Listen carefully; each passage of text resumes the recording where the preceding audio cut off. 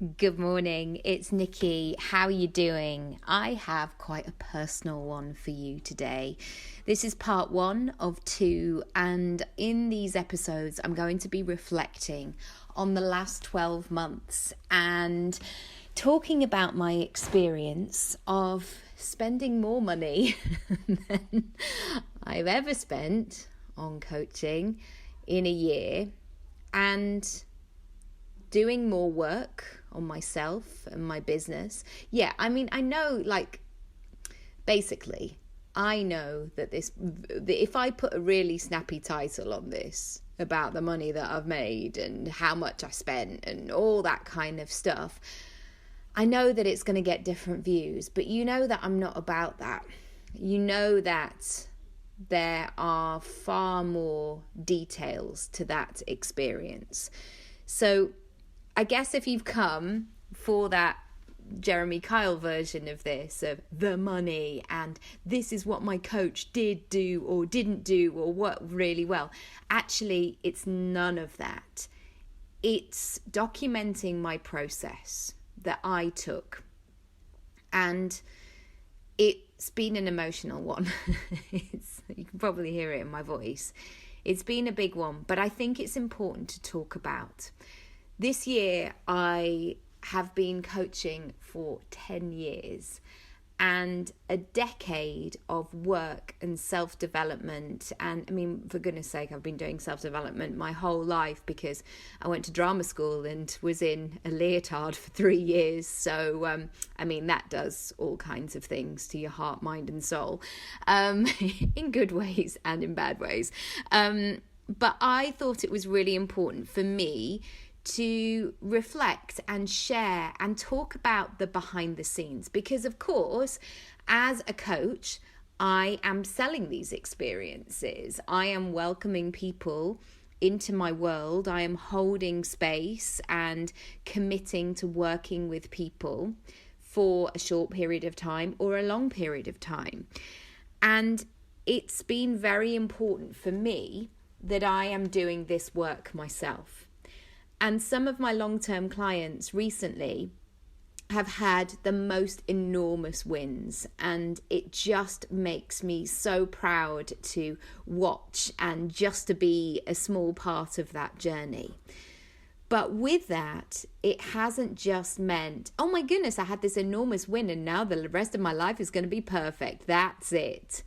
No, if anything, it's been a case that they've had to hold on even tighter or feel even stronger in where they're going and be at peace with releasing the stuff that doesn't serve them and that doesn't need to come with them.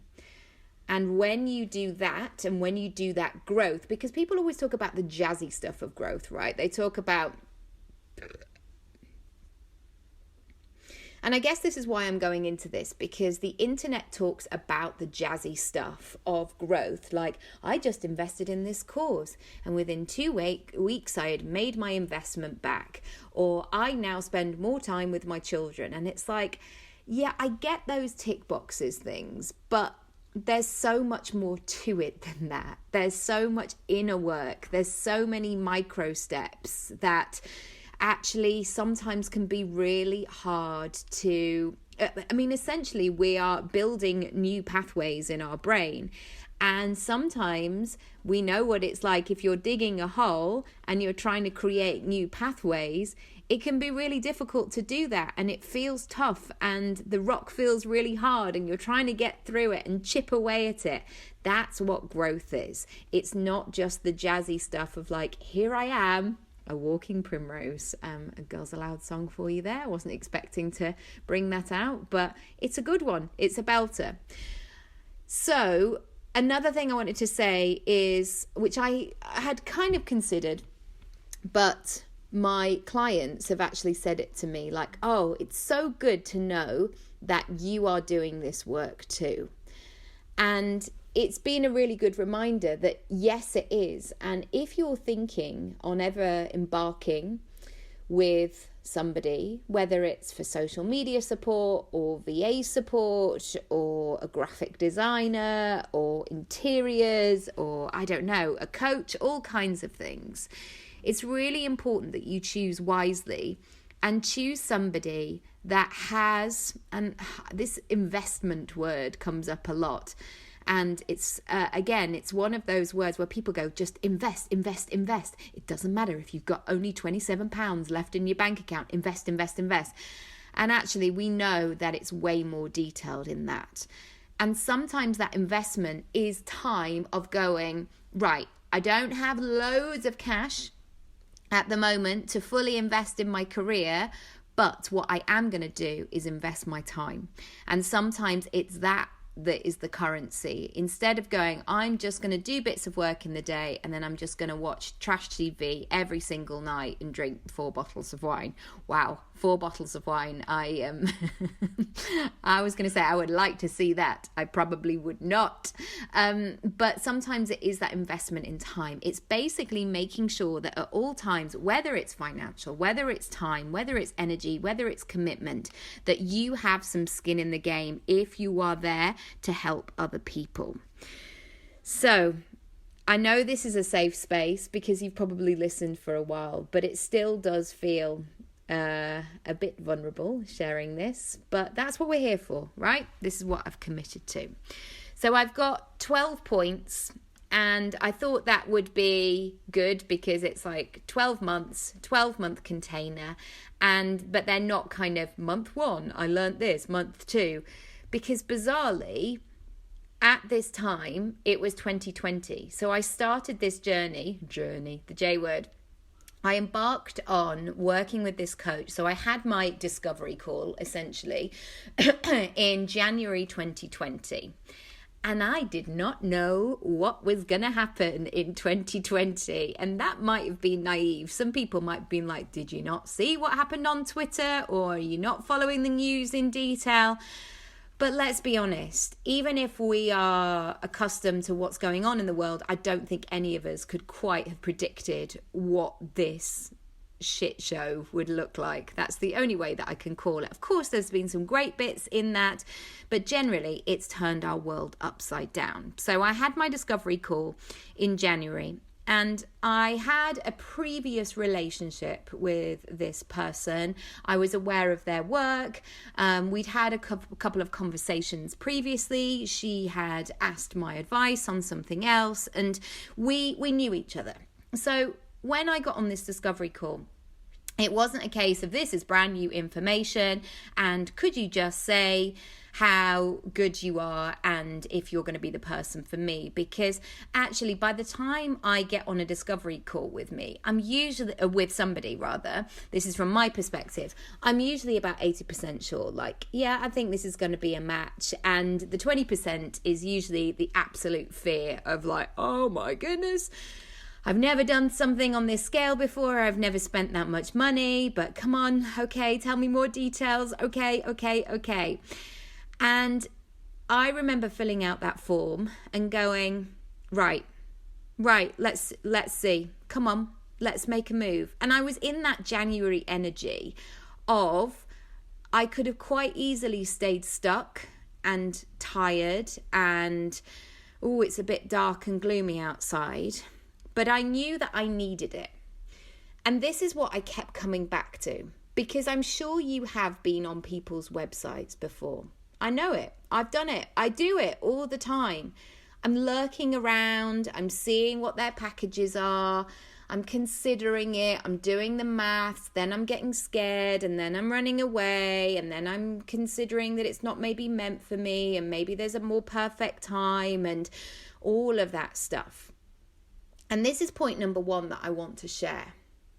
In January 2020, the pandemic aside, this is with not all of the information, I allowed myself to sit in a visualization. And this is not some kind of guru type state. I was probably just sitting on the floor of my living room.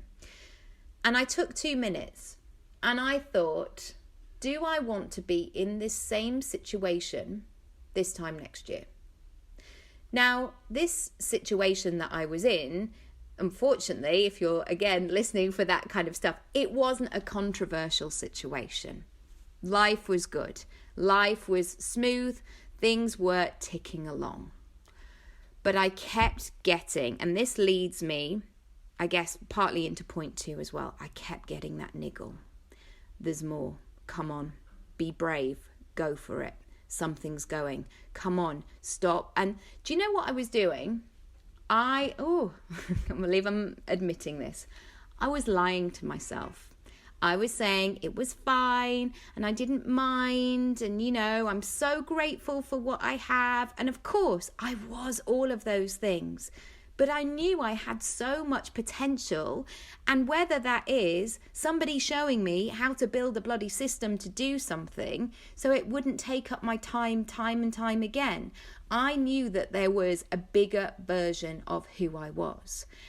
And if I'm honest, I was bored of my own stories. Like, come on, what is going, if I don't do anything, you can hear how my brain works, right?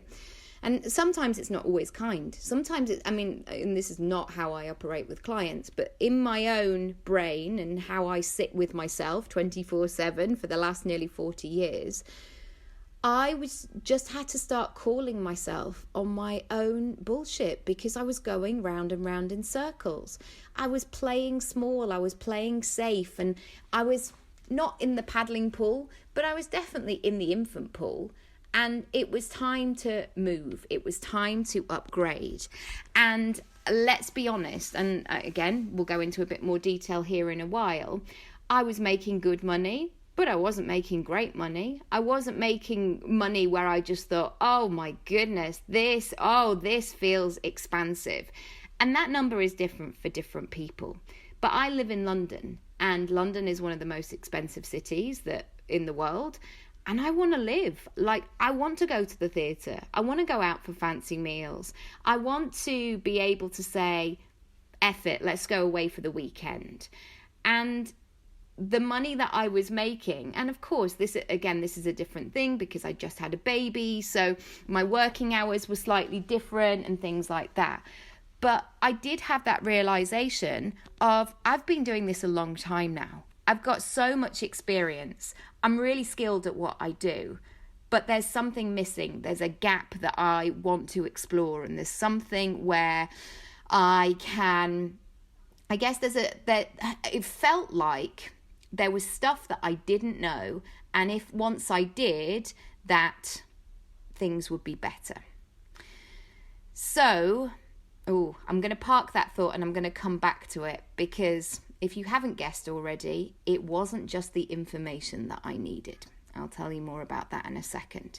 So point number 1 is I did that knowledge. I did that fast forward. I used that knowledge rather of, do I want to be in the same position a year from now? And sometimes a year is too big. Sometimes a year is a bit of a fantasy thing, actually. People write their goals like, this year I'm going to be working on my fitness. But a year, 365 days, it doesn't necessarily resonate. But if you say on a Sunday night, this week I'm going to eat really healthily, it's much more tangible. You can see what's going on and you can check in with it and really connect with it.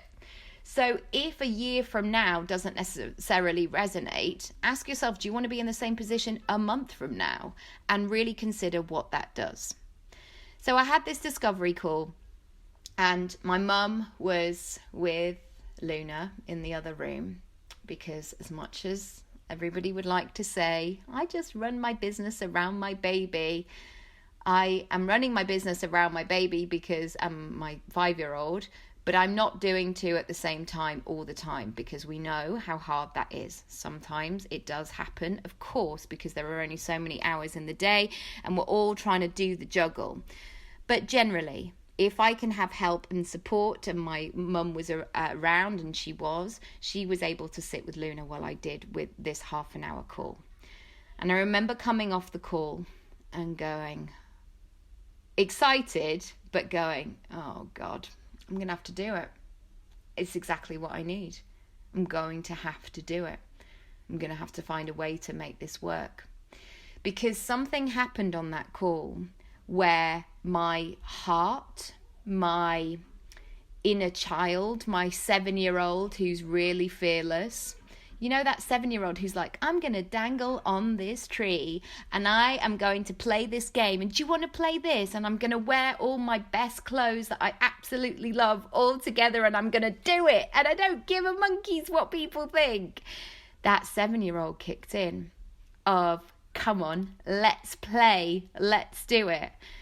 And of course, the grown-up version of me, who was 38 at the time and who had a 5-month-old baby and a 4-year-old and was kind of finding her feet in all shapes and sizes of what does work mean? How do I feel being in recovery after having a baby? Nothing dramatic particularly, but it takes a time of adjustment. The current situation on paper didn't say that this was the right decision. And this is when you have to tune into both. Because my heart, my soul, my instinct, my gut, whatever you like to call it, was saying, go on, do it, yes. And I have learned to listen to that. And I should say, I knew that I could make of this this was a safe decision for me. And I think this is really important, that I knew that I had the resources that I would be able to make that monthly payment. I knew that I would be able to find a way. I knew that I was resourceful. I guess that's what I should say as well. So even though I ummed and ahed about this, and I did, and I took a weekend to think about it, and we were actually away. We were in the middle of nowhere. We went to a farm, and I sort of, it was really great timing for me actually, because it allowed me to sit in that space of what if I do, and if I don't, and what do I need to gain, and get really clear. So I had my discovery call, and then I think it was like a week later, I'd kind of decided. And I actually had a second call just to confirm, because again, this is really important that you make sure that you do your due diligence. And this is point number 3. When I knew that I needed to embark on some kind of situation, I mean, I am marketed to, not because I'm special, but because I'm on the internet, I am marketed to all day, every day, by so many coaches, service providers, people who can help me and help me build the life of my dreams. So I'm never short of people out there who I know of who could help me. But what I had to do was get really specific on what my brief is. So starting there is a really good thing that I want to share in terms of writing what your Christmas list is, or writing what your wish list is, because this is not a time for, I don't mind. I mean, whatever, what do you think? What do you have on offer? No, it's likely that you're going to be spending a lot of money in these circumstances. So you have to be really clear about what it is that you want and that you need. Now, my wish list was very clear, actually, in terms of what I needed. I felt like I really needed strategy. I needed predictability. I needed support with my mindset, because I don't know if it was tiredness. I don't know if it was pregnancy. I don't know if it was age and stage, but I felt a bit stuck in my head. I felt like I needed to somebody to tap out my potential a little bit and remind me of who I was. Now, I know these things are big wish lists, of course, but again, I was paying a lot of money, and I was willing to pay a lot of money for this situation. So I had to be really clear in my mind what I needed from this experience.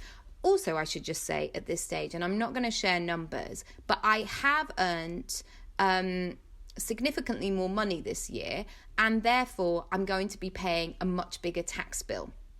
And that's important to say as well. So this is not just about like, oh, I've bought some new shoes. I was going to say Louboutins. I mean, my goodness, where do I think that I'm going? I wouldn't be able to walk in them. Some of the shoes that I've got in my wardrobe, I'm like, who bought that? What? Oh, wow. But, you know, I will be putting money back into the system. And that's really important to say. And that is about leadership. That's about entrepreneurship as well in terms of contributing. So, and the reason that I'm saying this, and I'm not going to say that all coaches are going to give you, all service providers are going to give you a hard sell, and you know, you got to watch out because if you do a discovery call, people are going to sell to you. Of course, the whole point of having a discovery call is not just a casual chat. And anybody who thinks that that's what it is, like, oh, it's just a bit of a free advice, it isn't. And you should go with the intention that this person at the end of it may say, here's how we can work together. And equally, if you're the service provider talking in terms of your discovery call, make sure that you say, this is an introduction and this is how we can work together. So this is not just a free chit-chat, because I've done those discovery calls and people go, oh my goodness, I've had so many terrible ones. This is like at the beginning of my coaching where people went, I definitely haven't got any money for coaching, but I just wanted to get a bit of free advice, really. And you're like, oh no, oh gosh, right. So discovery calls. I think it's really important because otherwise what might happen is you get really hyped up on the call and people promise all kinds of things and you get to a point where you sign up for something, you go, no, that's not actually what I needed. So be really clear about your brief. And sometimes, again, I should say this, be really clear about what it is that you actually want and be dedicated in leading yourself further towards that situation. And that sometimes means that you wait, that it takes a bit longer to actually get to the place where you need to get to. So this is something that I apply very much in my life now.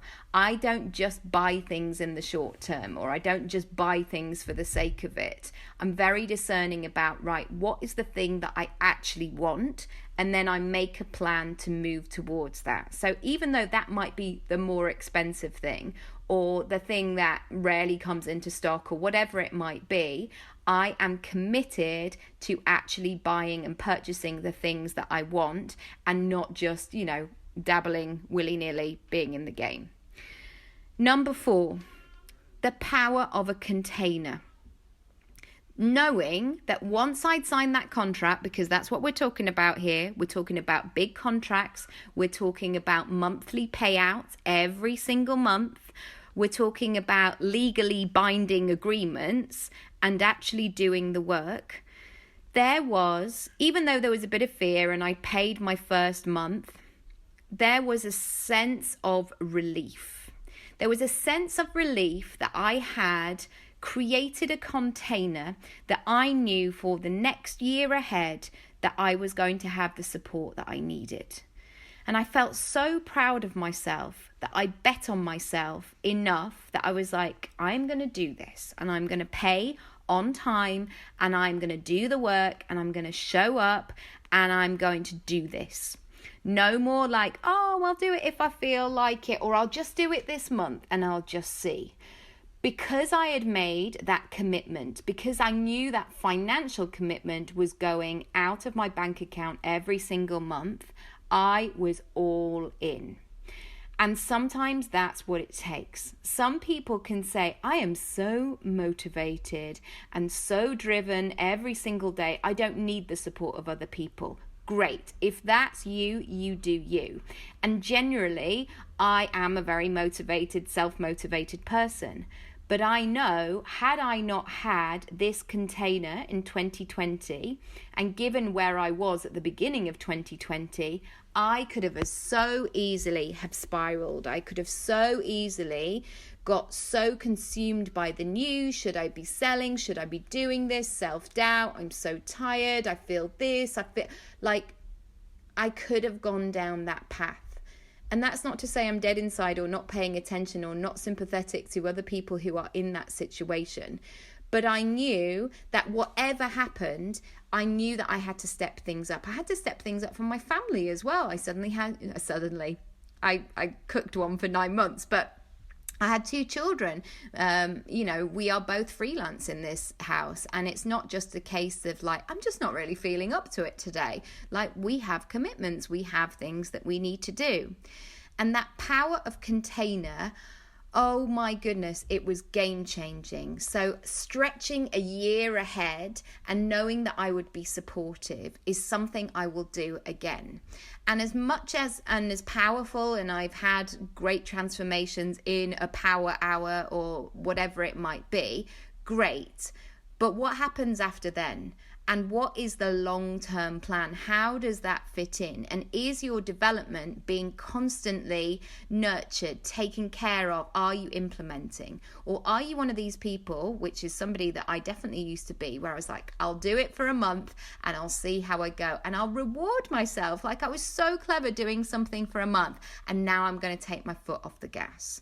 And now what I'm interested in is, how can I keep my foot semi on the gas all the time, but also allow myself to get into that cruise mode, baby, and enjoy the process as well. So I'm not having that, screechy up to 5 gear and then feeling burnt out and I have to pause because I've overheated the car. This is about continuously being consistent. Interesting.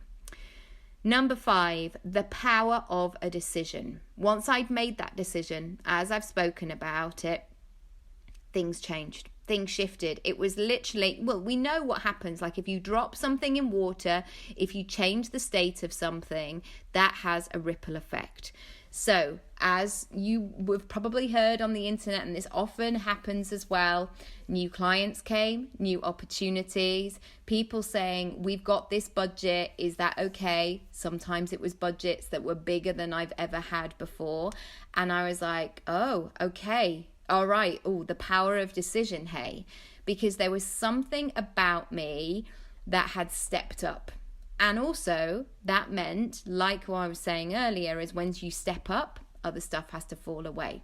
So you have to really consider what's not going to serve you, and it starts to fall, and you start to reveal what the next I can never say that word. I'm going to move on.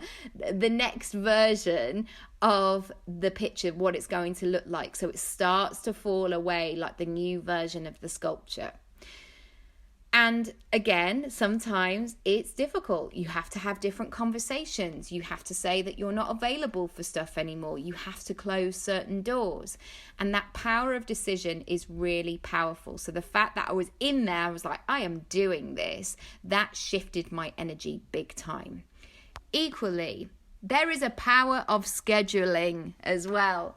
And I knew that I was only going to get the results that I wanted and I deserved and that I was going to be capable of if I actually scheduled to do the work. So when I'm working with coaching clients, it's one of the things that I ask, like, are you actually going to do this thing? Because I don't necessarily just want to support somebody in the room and then say, right, good luck, off you go, and we'll see you next session. And I never want that next session to be like, gosh, I haven't done any of the things that we mentioned. I want people to actually do the work, because that's how you get the results. So that power of implementation, that power of scheduling, and that involves conversations in your house sometimes of like, I am bringing this course, I'm bringing this relationship into our home, into my business, and I'm going to need to make some changes to accommodate that. I've spoken about this before, isn't it? Like, if you want to get a brand new sofa and it's a big whopping corner sofa, you have to measure it and make sure that you can fit it in the room and maybe move some other furniture about and take care of it and give it the space that it needs. So that was very interesting, because also I realized very quickly I couldn't just rest on my laurels of, well, I've made a decision now, I've made a commitment, I've paid my next monthly installment. No, I actually had to do the work, I had to schedule it, I had to get the thing done. The final thing I want to talk about today, and this has been the trickiest, I would say, in this whole process is you have to do your own work too. So as I massively up-leveled, my goodness me, I had to heal so much stuff. So you will have seen me on Instagram if you follow me there. I've been running a lot. I've been moving a lot because I've had a lot to process. And it's really difficult sometimes when people just say, I completed these 3 modules and within seconds I was doing this.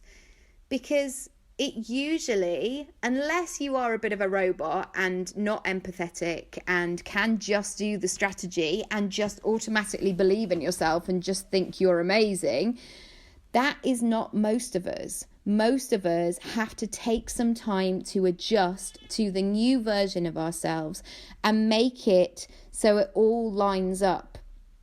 And in order to progress, I had to heal some stuff, some old limiting beliefs, some things in my life that I hadn't dealt with, some obstacles that were coming up again and again. Like, why is this thing? Why is this holding me back? Why am I finding this struggle at this point in time? And that's painful at times. And I'm not going to pretend that it isn't, because it is. And if you're of a similar age to me, or actually it doesn't matter about age, but it's likely that you've weathered a few storms, or maybe there's been a few things that have been locked away for a long time and you haven't dealt with it. And when you go through a big shift of up leveling, it's almost like you get a software upgrade and your computer, aka your brain, points out all the faults. This isn't working. This isn't in alignment. This is old software that needs to just go and be eradicated. But sometimes those things are really deep and they are so part of who you are, even though they're not of who you really are, but they've been a badge of honor, or they've been stuck in there in some way.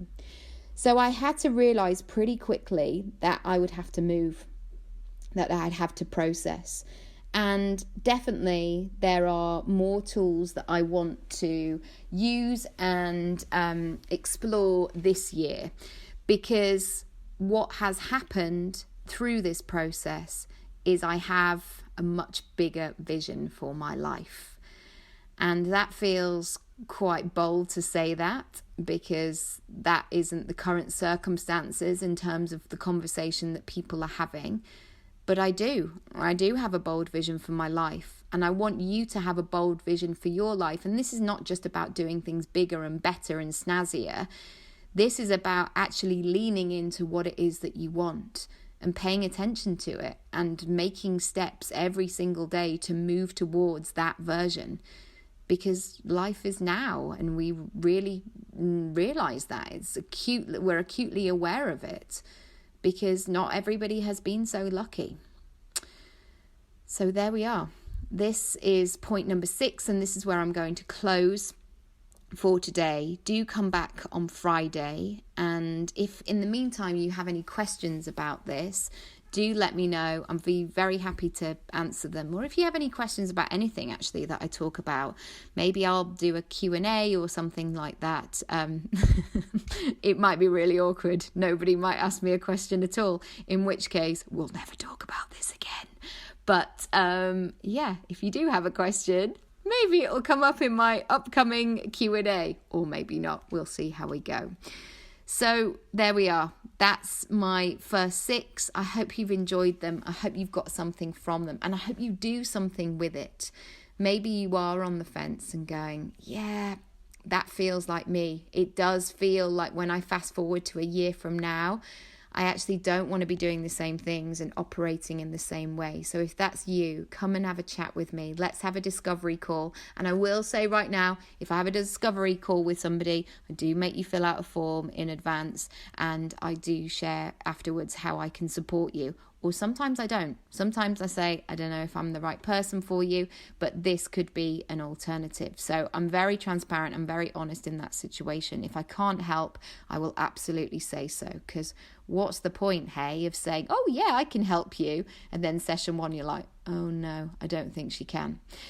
Anyway, that went a bit negative at the end. If I can help, I will. La, la, la, la, la. Okay, have a lovely day, whatever you're doing. Sending you lots of love, and I'll speak to you on Friday. Bye.